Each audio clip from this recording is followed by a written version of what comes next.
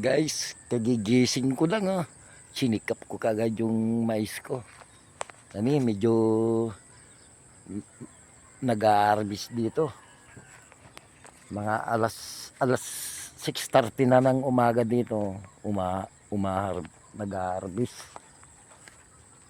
Punta sana tayo doon sa dulo para i-check natin yung ganda ng mais ko. Ay, ganda ng mais ko. Ay, natabunan yung sa lakas ng tubig natabunan. Ganyan sana ang gagawin ko medyo umuulan na. Nakuha sa lakas ng tubig. Umagos yung mga plastic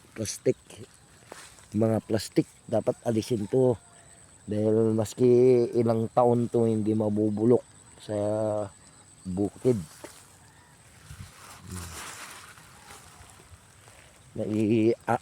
Naisama sa pinagpatubig ko galing doon sa malayo.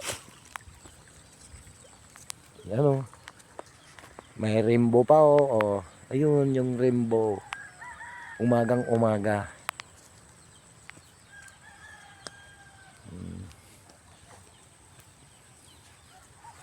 Ang ganda na yung mais ko.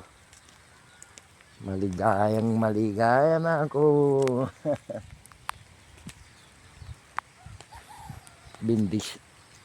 Bendisyon ni Lord to bigay sa akin, pati kalakasan ng katawan ko na magtatrabaho sa bukid.